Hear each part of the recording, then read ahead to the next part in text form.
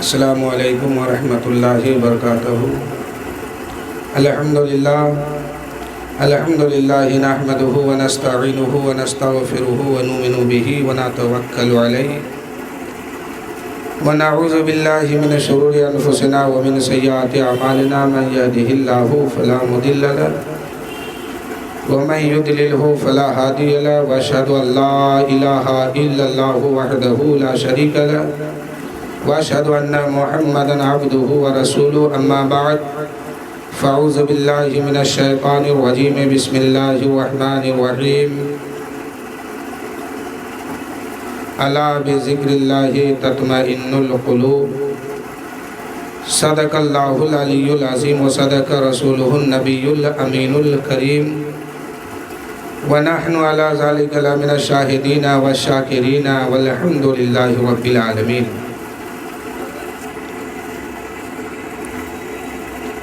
جو سامنے کرسی پر لوگ بیٹھے ہیں، ان سے میری گزارش ہے کہ آپ محفل میں اگر شرکت کرنے آئے ہیں تو بالکل پنڈال کے اندر بیٹھیے۔ اللہ کی رحمت پہلے یہاں برسے گی، اس کے بعد ادھر جائے گی۔ اور جو لوگ ادھر ادھر گھوم رہے ہیں، آئیے اور تیزی سے آئیے۔ امام عشق محبت بریلی کے تاجدار اعلیٰ حضرت امام احمد رضا خان فاضل بریلوی ارشاد فرماتے ہیں کہ کوئی بڑا نہیں ہے، سارے دانشوروں کا قد چھوٹا ہے۔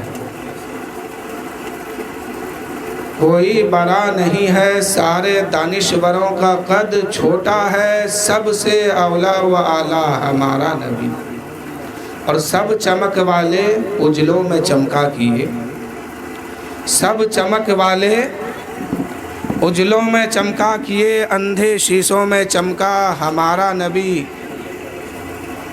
سب چمک والے اجلوں میں چمکا کیے، اندھے شیشوں میں چمکا ہمارا نبی۔ آئیے کچھ سننے اور سنانے سے قبل ادب و احترام کے ساتھ، عقیدت اور محبت کے ساتھ اپنے آقا کریم صلی اللہ علیہ وسلم کی بارگاہ میں جھوم جھوم کر درود شریف پڑھیں۔ پڑھیے اللہ رب محمد صلی اللہ علیہ وسلم،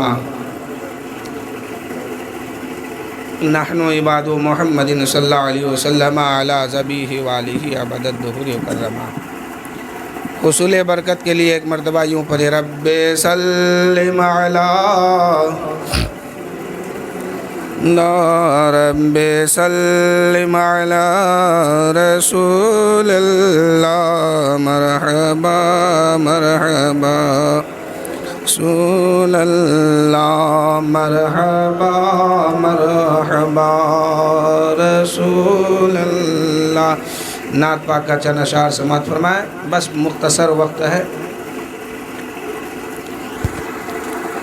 کہ سارے نبیوں کے عہدے بڑے ہیں، لیکن آقا کا منصب جدا ہے۔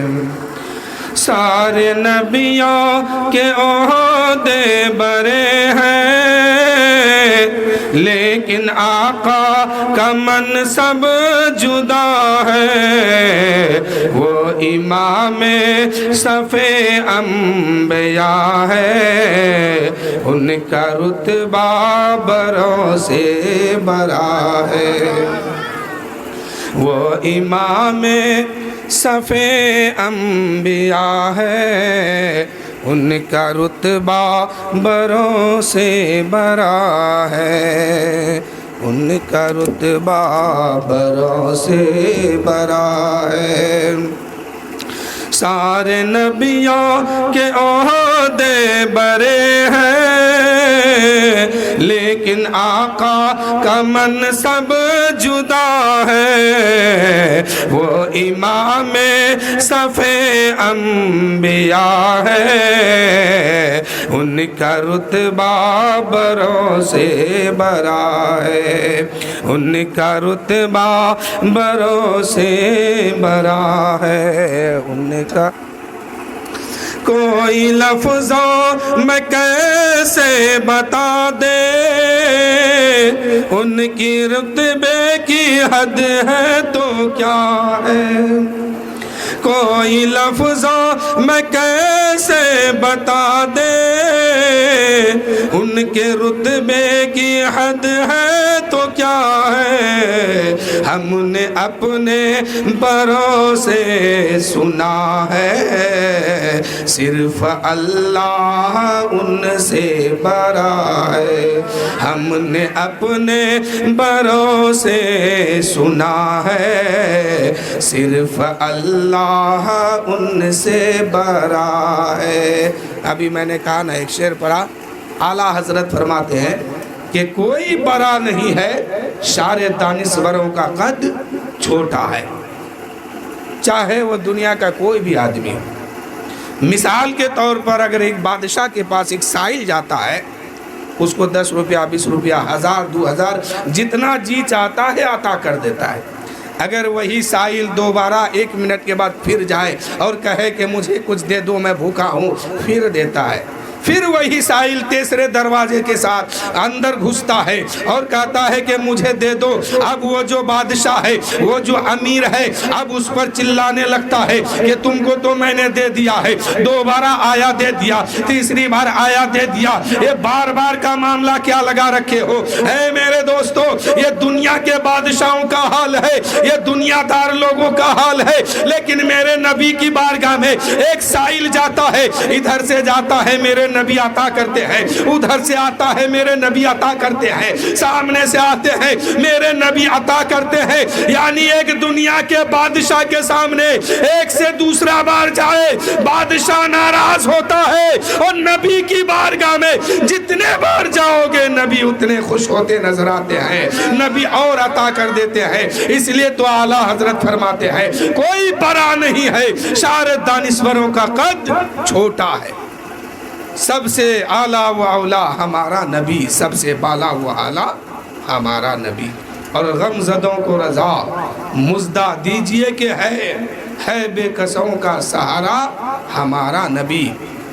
شاعر کہتے ہیں کہ کوئی لفظوں میں کیسے بتا دے، ان کے رتبے کی حد ہے تو کیا ہے، ہم نے اپنے بڑوں سے سنا ہے، ان کا رتبہ ہم نے اپنے بڑوں سے سنا ہے، صرف اللہ ان سے بڑا ہے، صرف اللہ ان سے بڑا ہے۔ ایک شاعر کہتے ہیں کہ مقام مصطفیٰ کیا ہے؟ مصطفیٰ کا خدا جانے۔ مقام مصطفیٰ کیا ہے؟ مصطفیٰ کا خدا جانے۔ آگے شعر لکھتے ہیں وہ شاعر کہ خدا کی عظمت کیا ہے؟ محمد مصطفیٰ جانے۔ کہیے نا صلی اللہ علیہ وسلم۔ خدا کی عظمت کیا ہے؟ محمد مصطفیٰ جانے۔ اور مقام مصطفیٰ کیا ہے؟ محمد کا خدا جانے۔ مقام مصطفیٰ کیا ہے؟ محمد کا خدا جانے۔ اور ہم کو یہاں سے ایک صدا لگانی ہے، میرا کام تھا صدا کرنا، وہ کیا دیں گے میں کیا لوں گا، سخی جانے یا گدا جانے۔ اور کبھی خواجہ پیا کے در سے، کبھی غوث الورا کے گھر سے، کبھی خواجہ پیا کے در سے، کبھی غوث الورا کے گھر سے، کبھی مخدوم اشرف کی سنہری جالی سے، تو کبھی اعلیٰ حضرت کے چوکھٹ سے ہو ہی جائے گا کام اپنا، کبھی ادھر سے کبھی ادھر سے ہو ہی جائے گا کام اپنا، کبھی ادھر سے کبھی ادھر سے۔ اور آگے لکھتے ہیں کہ کام تو اتنا کر گزرنا، نبی کا وفادار ہو کے مرنا۔ کام تو اتنا کر گزرنا کہ نبی کا وفادار ہو کے مرنا. لوگ دیکھیں گے تیرا جنازہ کبھی ادھر سے کبھی ادھر سے, لوگ دیکھیں گے تیرا جنازہ کبھی ادھر سے کبھی ادھر سے. شاعر کہتے ہیں کہ سارے نبیوں کے وعدے برے ہیں, لیکن آقا کا منصب جدا ہے. وہ امام صف انبیاء ہے, ان کا رتبہ تو سب سے بڑا ہے. کوئی لفظوں میں کیسے بتا دے, ان کے رتبے کی حد ہے تو کیا ہے. ہم نے اپنے بڑوں سے سنا ہے, صرف اللہ ان سے بڑا ہے.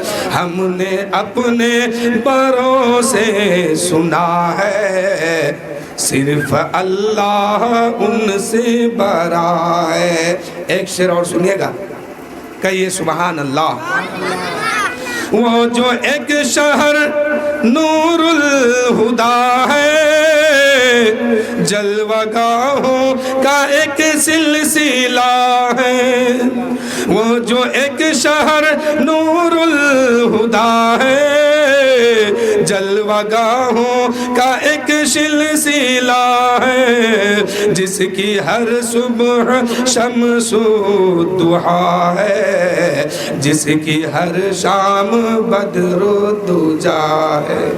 جس کی ہر صبح شمس الضحیٰ ہے, جس کی ہر شام بدر الدجا ہے. وہ جو ایک شہر, وہ جو ایک شہر نور الہدا ہے, جلوہ گاہوں کا ایک سلسلہ ہے. جس کی ہر صبح شمس الضحیٰ ہے, جس کی ہر شام بدر الدجا ہے. جلوہ گاہوں کا ایک سلسلہ ہے, سارے نبیوں کے عہدے برے ہیں, لیکن آقا کا منصب جدا ہے. وہ امام صف انبیاء ہے, ان کا رتبہ بروں سے بڑا ہے. ان کا رتبہ بروں سے بڑا ہے. نام جنت کا تم نے سنا ہے, میں نے اس کا نظارہ کیا ہے. نام جنت کا تم نے سنا ہے, میں نے اس کا نظارہ کیا ہے. میں یہاں سے تمہیں کیا بتا دوں, ان کی نگری کی گلیوں میں کیا ہے. میں یہاں سے تمہیں کیا بتا دوں, ان کی نگری کی گلیوں میں کیا ہے. نام جنت کا تم نے سنا ہے, میں نے اس کا نظارہ کیا ہے. شاعر کہتے ہیں, ایک حاجی کی دل میں نکال کے یہاں دے رہا ہوں آپ کو. ایک حاجی جب حج کرنے جاتے ہیں اور وہاں سے واپس جب آتے ہیں تو ان سے پوچھئے کہ ان کا دل کیا کہہ رہا ہے. میرے دوستو, بعض حاجی تو ایسے بھی ہوتے ہیں, کچھ حاجی تو ایسے بھی ہوتے ہیں کہ جن کا جسم جو ہے صرف آتا ہے اور واپس گھر, روح اور دل گنبد خضرا کے سامنے رکا رہتا ہے. گنبد خضرا کے سامنے روح بھی کھڑی رہتی ہے, دل بھی رکا رہتا ہے. تو شاعر کہتے ہیں کہ نام جنت کا تم نے سنا ہے, میں نے اس کا نظارہ کیا ہے. میں یہاں سے تمہیں کیا بتا دوں, ان کی نگری کی گلیوں میں کیا ہے. کتنا پیارا ہے موسم وہاں کا, کتنی پرکیف ساری فضا ہے، تم میرے ساتھ خود چل کے دیکھو، گرد طیبہ بھی خاک شفا ہے۔ طیبہ کی خاک میں شفا ہے۔ بس اس موضوع پر ایک جملہ میں کہنا چاہتا ہوں کہ جب میرے نبی صلی اللہ علیہ وسلم خانہ کعبہ کے قریب یعنی خانہ کعبہ میں رب کی عبادت کے لیے جایا کرتے تھے تو اس وقت کا کفار و مشرکین نے میرے نبی کو روکا کرتے تھے، پریشان کیا کرتے تھے۔ ایک قبیلے کا سردار تھا، مکے کے گنڈوں کا ایک سردار تھا۔ جب میرے نبی صلی اللہ علیہ وسلم خانہ کعبہ یا بیت المقدس کے طرف جاتے تھے تو مکے کے سرداروں نے اپنے اپنے خاندان، اپنے اپنے قبیلے، اپنے اپنے سماج، اپنے اپنے محلے میں اعلان کر دیتے تھے، اے لوگوں دروازہ بند کر دو، اپنی کھڑکی کو بند کر دو۔ لوگوں نے پوچھا ہے، اے لوگوں تم دروازہ کیوں بند کرنے کہتے ہو، کھڑکی کیوں بند کرنے کہتے ہو؟ وہ بادشاہ، وہ سردار کہنے لگا ہے، اس سردار کی زبان پر بات آتی ہے کہ نبی کے آنے کا وقت ہو گیا ہے، جو ان کا چہرہ دیکھ لیتا ہے ان کا غلام بن جاتا ہے، ان کا عاشق بن جاتا ہے، غلامی کا پٹا ان کے گردن پہ ڈال دیا جاتا ہے۔ اس لیے تم لوگ دروازہ بند کر لو، آنے کا وقت ہو گیا ہے۔ اگر تمہاری نظر اس کے چہرے پر پڑے گی تو تم بھی کلمہ پڑھ کے مسلمان ہو جاؤ گے، اس لیے اپنے دروازے کو بند کر دو، اس کے اپنے کھڑکی کو بند کر دو۔ یہ روزانہ کا معمول تھا۔ جب میرے نبی خانہ کعبہ جاتے تھے، میرے نبی بیت المقدس کے طرف جاتے تھے، وہ یہودی اور وہ قبیلے کا سردار اعلان کیا کرتے تھے، اپنے دروازہ بند کر لو، اپنی کھڑکیاں بند کر لو۔ یہ اعلان ایک کے بعد دیگر کچھ دن تک چلتا رہا۔ اللہ تعالیٰ نے فیصلہ فرما دیا، اے محبوب آپ کچھ مت بولیے، میں اس کا فیصلہ کرتا ہوں۔ جو کہتا تھا کہ دروازہ بند کر دو، کھڑکی کو بند کر دو، اللہ تعالیٰ نے ایک دن اس کے آنکھ کو بند کر دیا، اس کے آنکھ سے روشنی چھین لیا گیا ہے۔ اب وہ اندھا ہو گیا ہے، اب نبی کے آنے کا وقت ہو گیا ہے، لیکن وہ کہہ نہیں پاتا ہے کہ دروازہ بند کر لو، کھڑکی بند کر لو، اس لیے کہ اس کو دکھائی نہیں دیتا ہے، آنکھ میں روشنی نہیں ہے، آنکھ سے روشنی چھینی جا چکی ہے، بینائی ختم ہو گئی ہے، اب وہ دیکھ نہیں پاتا ہے۔ لیکن اس کا کچھ چیلا تھا، اس کا کچھ چاہنے والا تھا، اس کا کچھ غلام تھا۔ وہ لوگ کیا کرتے تھے کہ جب اس کے آنکھ سے روشنی چلی گئی، یہ جب کام اب نہیں کر پاتے ہیں، جب نبی کے آنے کا وقت ہوا ہے، اس کا چیلا گھر سے باہر نکلتا ہے، اعلان کر دیتا ہے، اے لوگوں اپنے دروازے کو بند کر دو، اپنے کھڑکی کو بند کر دو، محمد کے آنے کا وقت ہو گیا ہے۔ لوگ دروازہ بند کر لیتے ہیں، کھڑکی کو بند کر دیتا ہے، لیکن اس اندھا جو قبیلے کا سردار تھا، اس کے گھر میں ایک بیٹی تھی، جوان تھی، وہ روزانہ دیکھتی تھی کہ نبی کے آنے کا وقت ہوتا ہے، میرے باپ نے دروازے کو بھی بند کر لیتا ہے، کھڑکی کو بھی بند کر دیتا ہے، لیکن آج تو میرے باپ کے آنکھ میں روشنی نہیں ہے، وہ تو دیکھ نہیں سکتے ہیں۔ آج میں اس محمد کا چہرہ دیکھوں گی، اس نبی کا چہرہ دیکھ لوں گی جس کو دیکھنے سے روزانہ روکا جاتا تھا۔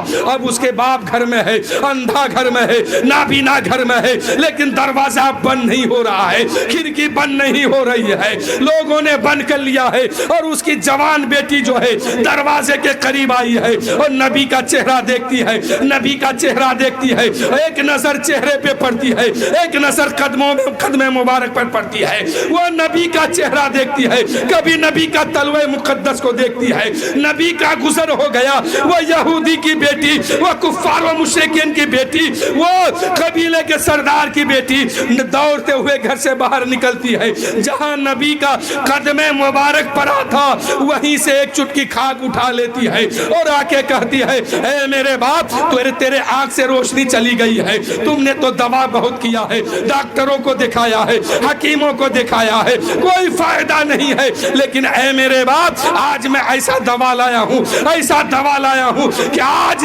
سب کی تو فیل ہو سکتی ہے لیکن یہ دوا کبھی فیل نہیں ہو سکتی ہے۔ باپ نے پوچھا ہے، اے بیٹی یہ دوا کیسا ہے، یہ دوا کیسی ہے، کہاں سے لائی ہو؟ بیٹی کہتی ہے اے میرے باپ اسی کے قدم مبارک سے لایا ہوں جس کے بارے میں تم کہا کرتے تھے، جس کے بارے میں تم کہا کرتے تھے دروازہ کھڑکی کو بند کر لو، اسی کے قدموں سے لگے ہوئے دھول کو لایا ہوں، آنکھوں میں ڈال رہا ہوں۔ اندھے کی آنکھ میں دھول مبارک گرد مبارک کو ڈالا گیا ہے، آنکھ میں روشنی واپس آ گئی ہے، آنکھ میں روشنی آ گئی ہے۔ اب وہ یہودی کہنے لگا ہے، وہ قبیلے کا سردار کہنے لگا ہے اے بیٹی یہ دوا کہاں سے لائی ہے؟ وہ بیٹی کہتی ہے اے میرے باپ سن لے، جس کو تو دیکھنے سے روکتی تھی اسی کے قدم مبارک سے دھول لایا ہوں، اسی کے خاک لایا ہوں۔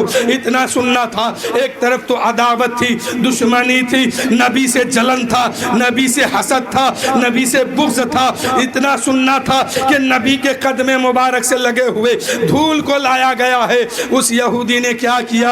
ایک بہت بڑا اسلحہ منگایا، یعنی سریا سمجھیے بہت بڑا منگایا، آگ جلوایا، آگ میں اس اسلحہ کو رکھا، رکھنے کے بعد جب لال سرخ ہو گیا مکے کے لوگوں نے پوچھا ہے اے لوگوں کیا ہے، اے سردار کیا کرنے جا رہے ہو؟ سردار نے کہا میں اپنی آنکھ کو پھوڑنے جا رہا ہوں۔ کہا کیوں؟ کہا کہ یہ محمد کے صدقے میں ملا ہے، مجھے نہیں چاہیے یہ آنکھ۔ لوگوں نے کہا ارے کیسا تو پاگل ہے، کس طرح کی بات کرتا ہے، تیرے آنکھ سے روشنی چلی گئی تھی لیکن نبی کا صدقہ تجھے ملا ہے، نبی کا صدقہ تجھے ملا ہے، آنکھ میں روشنی آ گئی ہے، پھر تو آنکھ کو اندھا کیوں کرنا چاہتا ہے؟ کہا مجھے نہیں چاہیے آنکھ کی روشنی جو نبی کے صدقے میں ملی ہو۔ اس نے اسلحے کو نکالا ہے آنکھ سے، وہ اسلحہ پورے سرخ ہو گئی ہے لال، اس اسلحے کو آنکھ میں ڈال دیتا ہے، وہ اسلحہ آنکھ کے قریب جاتا ہے،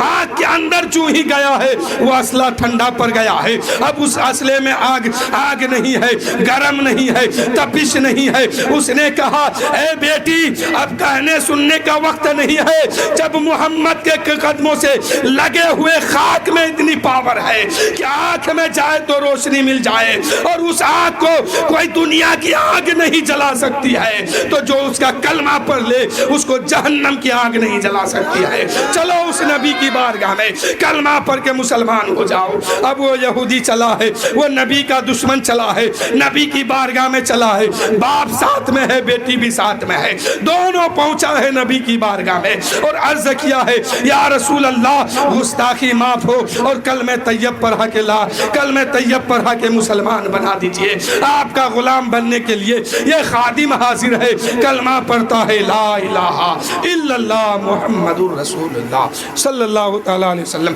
درود شریف پڑھیے اللہ رب محمد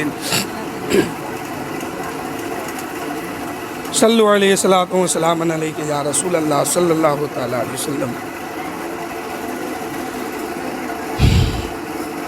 شاعر کہتے ہیں کہ کتنا پیارا ہے موسم وہاں کا، کتنی پرکیف ساری فضا ہے، تم میرے ساتھ خود چل کے دیکھو، گرد طیبہ بھی خاک شفا ہے۔ طیبہ کی مٹی، طیبہ کی دھول، طیبہ کے گرد و غبار میں بھی شفا ہے۔ اور شعر سنیے کہ مستقل ان کی چوکھٹ عطا ہو، میرے محبوب یہ التجا ہے، مستقل ان کی چوکھٹ عطا ہو، میرے محبوب یہ التجا ہے، میرے محبوب میرے معبود یہ التجا ہے، کوئی پوچھے تو یہ کہہ سکوں میں، باب جبریل میرا پتہ ہے۔ یعنی یا رسول اللہ ایک گھر آپ کے نگری میں بھی چاہیے۔ کہتے نا کہ اے صبا اڑا کے لا خاک مدینے کی، اے صبا اڑا کے لا خاک مدینے کی، آج میرے وطن کو شفا کی ضرورت ہے، آج آج میرے وطن کو شفا اور دوا کی ضرورت ہے، اے صبا اڑا کے لا خاک مدینے کی، آج میرے وطن کو شفا اور دوا کی ضرورت ہے، شفا اور دوا کی ضرورت ہے۔ تو شاعر کہتے ہیں کہ مستقل ان کی چوکھٹ عطا ہو، میرے معبود یہ التجا ہے، کوئی پوچھے تو یہ کہہ سکوں میں، باب جبریل میرا پتہ ہے، کوئی پوچھے تو یہ کہہ سکوں میں، باب جبریل میرا پتہ ہے۔ سارے نبیوں کے عہدے بڑے ہیں، لیکن آقا کا منصب جدا ہے، وہ امام صف انبیاء ہے، ان کا رتبہ بروں سے بڑا ہے۔ میرے دوستو، اللہ تعالیٰ نے قرآن مقدس میں ارشاد فرمایا، الا بذکر اللہ تطمئن القلوب، کہ بے شک دل کی غذا جو ہے اللہ کی یاد ہے، اللہ اور اللہ کے رسول صلی اللہ علیہ وسلم کی یاد دل کی غذا ہے۔ انسان کے اندر ایک دل ہے، جب تک وہ دل مطمئن نہیں ہوتا ہے تب تک انسان پریشانی میں مبتلا رہتا ہے، بے چینی اس کے ساتھ ہے، سکون نہیں ہے، جسم کے اندر چین نہیں ہے۔ تو اللہ فرماتا ہے، اے بندے تو بے چین کیوں ہو؟ اس دل کو دل کی غذا دے دو، تم کو چین اور سکون دونوں مل جائے گی۔ اب دل کی غذا کیا ہے؟ اللہ کی یاد ہے، اللہ کی عبادت ہے، اللہ کی بارگاہ میں سجدہ کرو، دل کو غذا مل جائے گی۔ اللہ کی بارگاہ میں سر کو جھکا لو، دل کو غذا مل جائے گی۔ اللہ کے محبوب صلی اللہ علیہ وسلم کی فرما برداری کرو، دل کو سکون اور اطمینان حاصل ہو جائے گا۔ جو میرے نبی تعلیم دے کے گئے ہیں اس پہ عمل کرنے کی ضرورت ہے۔ اگر میرے مصطفیٰ کہہ دے کہ یہ قرآن ہے قرآن، تو ماننا ہے کہ یہ قرآن ہے۔ اگر میرے نبی کہہ دے کہ اے لوگو یہ قرآن نہیں حدیث ہے حدیث، تو اسے بھی ماننا ہے۔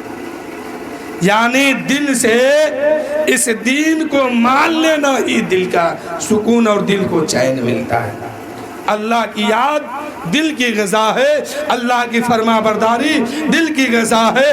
جو انسان اللہ کو دل سے یاد کرتا ہے اس کے دل کو غذا بھی ملتا ہے، اور اس کا دل مطمئن ہوتا ہے تو اس کے جسم کو سکون ملتا ہے۔ ایک مرتبہ حضرت موسیٰ علیہ نبینا علیہ الصلاۃ والتسلیم کوہ طور پر تھے۔ اللہ نے فرمایا، اے موسیٰ، کیا اس روئے زمین پر تمہاری دوستی بھی کسی سے ہے؟ کیا تم کسی سے دوستی بھی رکھتے ہو؟ حضرت موسیٰ علیہ نبینا علیہ الصلاۃ والتسلیم نے عرض کی، اے پروردگار، ایک درجی سے میری دوستی ہے۔ کس سے؟ ایک درجی سے۔ بہت بڑی بات ہے اس میں چھپا ہوا، بہت بڑی بات میں آپ کے سامنے کہنے جا رہا ہوں۔ اللہ نے فرمایا، اے موسیٰ، تمہاری دوستی اس دنیا والوں میں کس سے ہے؟ موسیٰ علیہ السلام نے عرض کی، اے پروردگار، ہماری دوستی ایک درزی سے ہے، وہ بھی مجھ سے دوستی کرتے ہیں، میں بھی اس سے چاہتا ہوں۔ اللہ نے فرمایا، اے موسیٰ، وہ کرتا کیا ہے؟ حضرت موسیٰ علیہ السلام نے عرض کی، اے پروردگار، وہ سلائی کا کام کرتا ہے، درزی ہے، درجی۔ اللہ نے فرمایا، اے موسیٰ، پھر تم اپنے دوست کے پاس جاؤ اور ان سے کہو، اے میرے دوست، ایک سوئی کی ضرورت ہے، مجھے دے دو۔ کیا؟ ایک سوئی کی ضرورت ہے، وہ مجھے دے دو۔ حضرت موسیٰ علیہ السلام نے عرض کی، اے پروردگار، اگر میں جاؤں اور اس سے کہوں تو یقین ہے کہ وہ مجھے دے دے گا۔ اللہ نے فرمایا، جا کے دیکھ، مانگ کے دیکھ۔ حضرت موسیٰ علیہ السلام گئے ہیں اور جا کے سلام عرض کیے ہیں، تحفہ پیش کیے ہیں، اس کے بعد کہتے ہیں اے میرے دوست آپ تو مجھ کو بھی چاہتے ہیں، اب میں آپ کو چاہتا ہوں، یہ دوستی کافی دن سے چلی آ رہی ہے، لیکن میرے دوست آج مجھے ایک سوئی کی ضرورت ہے، وہ سوئی مجھے دے دو، بہت ضرورت پڑ گئی ہے، ایک سوئی کی ضرورت ہے، مجھے دے دو۔ اس کے دوست نے کہا، اس درزی نے کہا اے میرے دوست موسیٰ علیہ السلام آپ سب کچھ مانگیے، میں دینے کے لیے تیار ہوں، لیکن اس کا سوال آپ مجھ سے مت کیجیے۔ کیا کہہ رہے ہیں؟ ایک معمولی سا سوئی ہے، ایک معمولی سوئی دینے سے انکار کر رہا ہے اور کہتا ہے کہ سب کچھ مانگ لے لیکن اس کا سوال مت کر۔ حضرت موسیٰ علیہ السلام نے ارشاد فرمایا یار دوستی کافی دن سے ہے اور ایک سوئی کی تو بات ہے، میں واپس کر دوں گا تمہیں، ابھی مجھے اس کی ضرورت ہے، مجھے دے دو۔ پھر اس نے کہا اے موسیٰ علیہ السلام چاہے تو پورا دکان لے لیجئے، پوری دکان میں آپ کے حوالے کر دیتا ہوں، لیکن سوئی میں ہرگز آپ کو نہیں دوں گا۔ موسیٰ علیہ السلام نے بہت کوشش کی، سوئی نہ مل پائی، وہاں سے واپس آتے ہیں، کوہ طور پر جاتے ہیں، اللہ نے فرمایا اے موسیٰ کیا سوئی لے کے آیا؟ موسیٰ علیہ السلام نے عرض کی اے پروردگار گیا تو تھا، وہ سب کچھ دینے کے لیے تیار ہے لیکن ایک سوئی دینے کے لیے تیار نہیں ہے۔ اللہ نے فرمایا اے موسیٰ پھر ایک بار جا کے دیکھو، پھر سے جا کے دیکھو۔ حضرت موسیٰ علیہ السلام پھر سے گئے، سلام عرض کرتے ہیں، تحفہ دیتے ہیں، تحفہ قبول کر لیتے ہیں۔ اس کے بعد کہتے ہیں اے میرے دوست سنو، میری آپ کی دوستی تو کافی دن سے ہے، آپ مجھے چاہتے ہیں، میں آپ کو چاہتا ہوں، ایک میں سوئی کا سوال آپ سے کرتا ہوں، مجھے ایک سوئی دے دو۔ اس نے کہا اے موسیٰ علیہ السلام ایک سوئی کی کیا بات ہے، پورا دکان بھی لیجئے اور سوئی کا بنڈل بھی لیجئے، سب لے کے چلے جائیے۔ موسیٰ علیہ السلام نے کہا مجھے سب کی ضرورت نہیں ہے، بس ایک سوئی کی ضرورت ہے، دے دو۔ ایک سوئی لیے کوہ طور پر آئے، اللہ نے فرمایا اے موسیٰ کیا تو سوئی لے کے آ گیا؟ تو موسیٰ علیہ السلام نے عرض کی اے پاک پروردگار میں سوئی لے کے آ گیا۔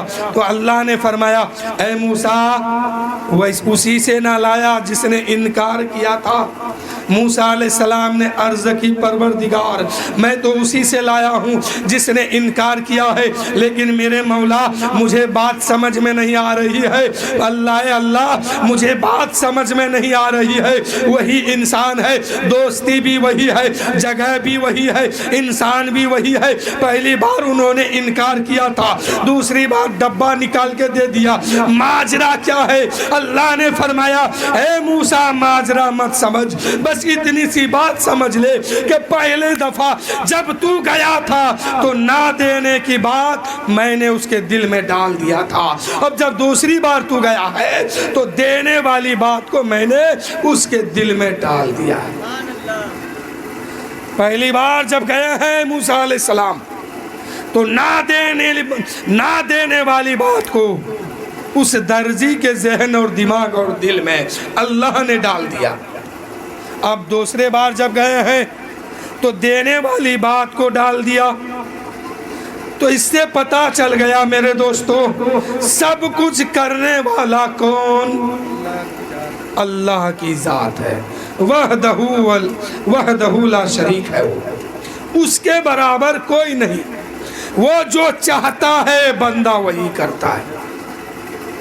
انسان اپنی مرضی سے کچھ نہیں کر سکتا، جو اللہ چاہے گا اور اللہ جو اس کے قسمت میں لکھ دیا ہے وہی بندہ کرتا ہے۔ اللہ اپنے علم کے مطابق، اپنے علم کے موافق اللہ اپنے بندوں کی تقدیر اور قسمت کو لکھ دیا ہے، اب بندہ جیسے چاہتا ہے ویسے کرتا ہے۔ لیکن میرے دوستو اگر کسی کے قسمت میں برائی لکھا گیا ہے تو وہ بندہ مجبور نہیں ہے، عقل اس کے پاس ہے، شعور اس کے پاس ہے، دماغ اس کے پاس ہے، اگر وہ چاہے تو اس برائی سے توبہ کر سکتا ہے اور اللہ کی بارگاہ میں معافی مانگ سکتا ہے، معافی مانگ کے سیدھے راستے پہ آ سکتا ہے۔ لیکن سب کچھ کرنے والا کون؟ اللہ کی ذات ہے۔ وہی موسیٰ علیہ السلام کوہ طور پر تھے، اللہ نے فرمایا اے موسیٰ آج تم اپنے قوم میں اس آدمی کو لے کے آؤ جو سب سے اچھا، سب سے بہتر ہو، سب سے اخلاق میں، عبادت میں، کردار میں اچھا ہو، جو آپ کی قوم میں سب سے اچھا آدمی ہے، اس کو پکڑ کے کوہ طور پہ لے آؤ۔ حضرت موسیٰ علیہ السلام گئے، اپنے قوم میں دیکھنا شروع کیے، ایک کو دیکھا، دو کو دیکھا، چار کو دیکھا، اس محلے کو دیکھا، اس محلے کو دیکھا، اس بستی کو دیکھا، اس قبیلے کو دیکھا، اور ایک آدمی کا ہاتھ پکڑا اور کوہ طور پر لے گئے۔ اس نے پوچھا اے اللہ کے نبی آپ مجھے کہاں لے کے جاتے ہیں؟ حضرت موسیٰ علیہ السلام نے فرمایا میں تمہیں اس کا جواب یہاں نہیں دوں گا، چل کوہ طور پر خدا کے سامنے جواب دے دوں گا۔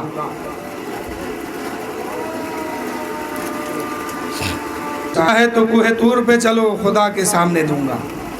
اس انسان کو کوہ طور پہ لایا گیا، عرض کی پروردگار تو نے کہا تھا کہ اس آدمی کو لے کے آؤ جو تیرے قوم میں سب سے بہتر ہو، سب سے افضل ہو۔ اے پروردگار میں نے اس آدمی کو لے کے آ گیا ہوں۔ اللہ نے فرمایا اے موسیٰ اب تم اس سے کہہ دو کہ آپ کے قوم سے اس آدمی کو لے کے آئے جو سب سے زیادہ خراب ہو۔